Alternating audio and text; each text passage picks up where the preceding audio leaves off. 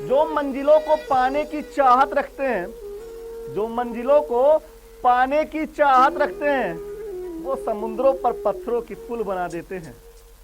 तो प्यारे बच्चों, मैं हूं नवीन वर्मा। स्वागत है आपका आपके प्यारे से चैनल इनक्रेडिबल कीमिया में। तो बच्चों, मैं आपके लिए लेकर आया हूं रिजोनेंस एनर्जी का कैलकुलेशन करना। जनरल ऑर्गेनिक केमिस्ट्री का टॉपिक है ना। तो इसमें हम लोग पढ़ेंगे क्या, रिजोनेंस एनर्जी का कैलकुलेशन किसके बेसिस पे, हीट ऑफ हाइड्रोजनेशन के बेसिस पे, है ना। जस्ट इसके पहले मैंने आपको पढ़ाया हीट ऑफ हाइड्रोजनेशन। तो बच्चों उसी में हम लोग एक टॉपिक और भी छोटा सा टॉपिक है पढ़ लेते हैं क्या, रिजोनेंस एनर्जी का कैलकुलेशन करना। इसके बाद फिर मैं आप लोग को एक टॉपिक और पढ़ाऊंगा बच्चों, रिजोनेंस एनर्जी में कंपैरिजन करना। ये तो कैलकुलेशन करना सिखा रहा हूं, इसके बाद आप लोग को बताऊंगा बच्चों रिजोनेंस एनर्जी में क्या कंपैरिजन, ये कैलकुलेशन वो कंपैरिजन।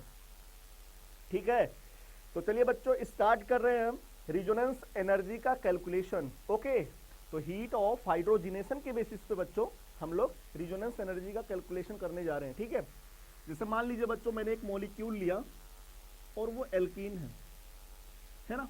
आपको पता है इस एल्कीन का रिएक्शन अगर हाइड्रोजन के साथ कराएंगे, किसके प्रेजेंस में, निकिल हो या प्लेटिनम हो या प्लेटिनम हो, है ना। कोई भी कैटलिस्ट डी ब्लॉक का मेटल लेंगे तो वो कैटलिस्ट की तरीके से बिहेव करता बच्चों। तो निकिल, प्लेटिनम या प्लेटिनम लेंगे और अगर एल्कीन हो या एल्काइन हो, उनका रिएक्शन हाइड्रोजन के साथ कराएंगे तो आपको पता है क्या बनता बच्चों, एल्कीन, है ना। अनसेचुरेटेड हाइड्रोकार्बन का रिएक्शन हाइड्रोजन के साथ करा करके सेचुरेटेड हाइड्रोकार्बन का फॉर्मेशन करते हैं बच्चों। तो उसमें कुछ एनर्जी रिलीज होती है और उसी एनर्जी को हम लोग क्या बोलते हैं, हीट ऑफ हाइड्रोजनेशन। तो यहाँ पे बच्चों जब किसी भी मॉलिक्यूल में एक पाई बॉन्ड होता है, कितना पाई बॉन्ड, एक पाई बॉन्ड होता है, तो वहां पे एनर्जी निकलती है कितना, 28.6 किलो कैलोरी। कितनी एनर्जी रिलीज होती है बच्चों, 28.6 किलो कैलोरी एनर्जी रिलीज होती है एक पाई बॉन्ड। तो मैं एक ऐसा मॉलिक्यूल लेने जा रहा हूं बच्चों जिसमें कितने पाई बॉन्ड हो, 2 पाई बॉन्ड हो।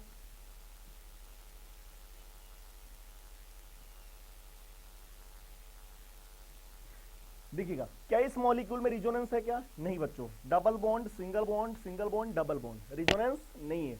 तो जब आप इसका हाइड्रोजन के साथ रिएक्शन कराएंगे तो आपको 2 मोल हाइड्रोजन लेना पड़ेगा और निकिल ले लीजिए, प्लेटिनम ले लीजिए या तो प्लेटिनम ले लीजिए, है ना बच्चों। तो क्या वहां पे एल्केन बनाएंगे, हाँ बिल्कुल बनाएंगे एल्केन।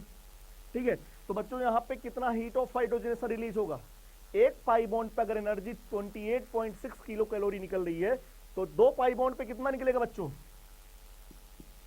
2 से मल्टीप्लाई कर देंगे, 2 into 28.6 kilo calorie energy release होगी, इतना एनर्जी रिलीज होगी। ठीक है, तो मैंने एक ऐसा मॉलिक्यूल लिया उसमें भी 2 पाई बॉन्ड था, लेकिन बच्चों उस मॉलिक्यूल में क्या हो रहा था, रिजोनेंस। और जब मैंने उस मॉलिक्यूल में रिजोनेंस होते देखा तो मैंने सोचा यार कि हीट ऑफ हाइड्रोजनेशन, चलो देखते हैं इस मॉलिक्यूल में कि उतना ही निकलता है या उससे कम या ज्यादा निकलता है। तो जब मैंने उस मॉलिक्यूल के अंदर हीट ऑफ हाइड्रोजनेशन निकाला बच्चों, तो मेरे को देखने को मिला कुछ कम एनर्जी रिलीज हुआ। तो मैंने कहा यार ये क्या हो रहा है, इसमें कुछ कम ही एनर्जी क्यों निकल रहा है, इसमें भी तो 2 पाई बॉन्ड है। तब मेरे को पता चला कि लगता है जो एनर्जी कम निकल रही है, निकलना चाहिए था इतना इतना और निकला कुछ कम। तो मेरे को लगता जो एनर्जी निकल रही उसी में से कुछ एनर्जी चला गया मॉलिक्यूल के अंदर रिजोनेंस कराने में, है ना बच्चों। तो अगर जो एनर्जी गया रिजोनेंस कराने में वही एनर्जी क्या होती है, रिजोनेंस एनर्जी, है ना।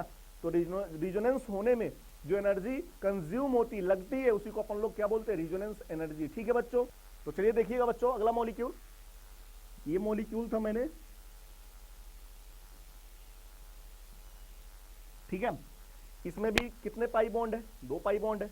जब इसका एनर्जी, जब इसका रिएक्शन कराया हाइड्रोजन के साथ, तो जब इसका हाइड्रोजन के साथ रिएक्शन कराया यहाँ पे भी 2 मोल निकिल, प्लेटिनम प्लेटिनम, है ना। तो देखिए बच्चों क्या इस मॉलिक्यूल में रिजोनेंस है, हाँ सर। सर अगर इसमें रिजोनेंस होगा तो क्या इसकी स्टेबिलिटी ज्यादा, हाँ। तो सर अगर स्टेबिलिटी ज्यादा तो क्या इसमें एनर्जी कम निकलेगी, हाँ।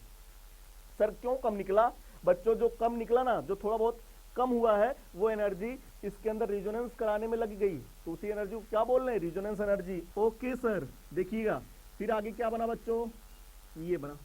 और यहाँ पे जब देखा गया एनर्जी कितना निकला 54.2 किलो कैलोरी एनर्जी रिलीज होती है। निकलना कितना चाहिए था 57.2 किलो कैलोरी, ठीक है, और निकल कितना रहा 54.2 किलो कैलोरी। निकलना चाहिए था 57.2 और निकल रहा 54.2, इसका मतलब 3 किलो कैलोरी एनर्जी क्या हो रहा है बच्चों, कम निकल रहे हैं। तो वही 3 किलो कैलोरी क्या इस मॉलिक्यूल के अंदर रिजोनेंस एनर्जी। तो इसकी रिजोनेंस एनर्जी कितना होगा बच्चों, रिजोनेंस एनर्जी कितना 57.2 माइनस 54.2 इक्वल टू कितना 3 किलो कैलोरी इस मॉलिक्यूल के अंदर रिजोनेंस एनर्जी है। ठीक है, चलिए जैसे मान लीजिए ऐसे कोई भी मॉलिक्यूल देगा, आपको एक पाई बॉन्ड की एनर्जी पता होना चाहिए, एक पाई बॉन्ड पे कितनी एनर्जी रिलीज होती है। आज याद रख लीजिएगा 28.6 है ना। जैसे मान लीजिए क्वेश्चन के अंदर जैसे पूछ लिया जाए बेंजीन के अंदर कितना रिजोनेंस एनर्जी होगा, ठीक है, पूछ लिया है बेंजीन के अंदर कितना रिजोनेंस एनर्जी होगा बेंजीन के अंदर, ठीक है, ये बेंजीन है आपको पता बच्चों। एक पाई बॉन्ड पे कितनी एनर्जी निकलती है 28.6 एनर्जी निकलती है ना। एक पाई बॉन्ड पे कितना एनर्जी निकलती है 28.6, यहां आप साइन माइनस लगा सकते हैं, है ना। ठीक है, कितने पाई बॉन्ड है 3 पाई बॉन्ड है, तो कितनी एनर्जी निकलेगी, टोटल हीट ऑफ हाइड्रोजनेशन कितना होगा, heat of hydrogenation 3 into minus 28.6, 3 pi bond है ना बच्चों। तो कितना हो जाएगा 3 6 जा 18, 3 8 जा 24, 24 1 25, 3 2 जा 6 2 8, 85.8 किलो कैलोरी एनर्जी निकलेगी। बेंजीन के अंदर कितना एनर्जी निकलेगी माइनस 85.8 किलो कैलोरी। अब बताइए क्या इसके अंदर जब आप रियली में एक्चुअली देखेंगे, ये तो आपने थ्योरेटिकली देखा बच्चों, ये थ्योरेटिकली आपने ऐसे बिना रिजोनेंस के हिसाब से आपने एक पाई बॉन्ड का देखा था, एक पाई बॉन्ड का याद था, आपने 3 पाई बॉन्ड का ऐसे कैलकुलेट कर लिया। ये जो है बच्चों ये थ्योरेटिकली आपने निकाला है, ये हीट ऑफ हाइड्रोजनेशन कितना है थ्योरेटिकली बिना रिजोनेंस के। लेकिन अगर इस मॉलिक्यूल में रिजोनेंस हो रहा है, हाँ सर, तो क्या इतना निकलेगा क्या, नहीं। तब कितना निकलेगा बच्चों, तो इसमें देखा गया है, इसमें प्रैक्टिकली हीट ऑफ हाइड्रोजनेशन जो होता है बच्चों माइनस 49.8 किलो कैलोरी एनर्जी निकलती है। कितना माइनस 49.8 किलो कैलोरी निकलती है एनर्जी, ठीक है। निकलना कितना चाहिए था 85.8, निकल कितनी रही है माइनस 49.8, कितना निकल रही। तो रिजोनेंस एनर्जी कितना होगा बच्चों, resonance energy 85.8 minus 49.8 equal to आएगा बच्चों 36 किलो कैलोरी। तो ये है 36 किलो कैलोरी बेंजीन का हीट ऑफ, ये है ये 36 किलो कैलोरी बेंजीन का रिजोनेंस एनर्जी है, ठीक है बच्चों। तो ऐसे किसी भी मॉलिक्यूल के अंदर अगर रिजोनेंस एनर्जी कैलकुलेट करने को बोलता है तो आप लोग इजीली से निकाल सकते हैं। क्या सही है बात। आप सोच रहे होंगे सर, हाँ सर ये प्रैक्टिकली जो हीट ऑफ हाइड्रोजनेशन है क्या वो हमको कैसे पता चला, ये 49.8 कहाँ से आया। बच्चों ये क्वेश्चन में आपको दिया जाएगा, प्रैक्टिकली वाला एक्सपेरिमेंटल वाला, या प्रैक्टिकली लिखकर या एक्सपेरिमेंटल लिख के आपको देगा। थ्योरेटिकली आपको निकालना पड़ेगा पाई बॉन्ड के हिसाब से, कितने पाई बॉन्ड एक पे कितना, एक पे याद रख लीजिएगा, एक पे आपको याद रहना चाहिए 28.6 है ना। उसी तरीके से जितने पाई बॉन्ड रहेंगे उतने से मल्टीप्लाई कर लीजिएगा, तो आपका वो थ्योरेटिकल आ जाएगा। प्रैक्टिकली आपको देगा क्वेश्चन में, हमेशा देगा, हमेशा देगा। प्रैक्टिकली उस मॉलिक्यूल के अंदर देगा तो पूछेगा रिजोनेंस एनर्जी कितना होगा, तो आप लोग रिजोनेंस एनर्जी निकाल सकते हैं, है ना। या रिजोनेंस एनर्जी दिया है, या रिजोनेंस एनर्जी दिया है, और इसके बाद आपका वहां पे पूछ लिया प्रैक्टिकली इसमें हीट ऑफ हाइड्रोजनेशन कितना होगा, तो आप लोग को रिएक्शन आप ऐसे कर सकते हैं। रिजोनेंस एनर्जी दिया है, ये आपको पता है, ये निकाला जा सकता है, ठीक है बच्चों।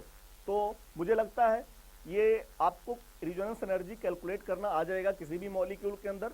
तो अगर आपको ये वीडियो अच्छा लगा हो बच्चों, तो ये जो आपका प्यारा सा चैनल है इनक्रेडिबल कीमिया, इसे लाइक कीजिए, शेयर कीजिए और सब्सक्राइब करना बिल्कुल ना भूले। ओके बच्चों, बाय।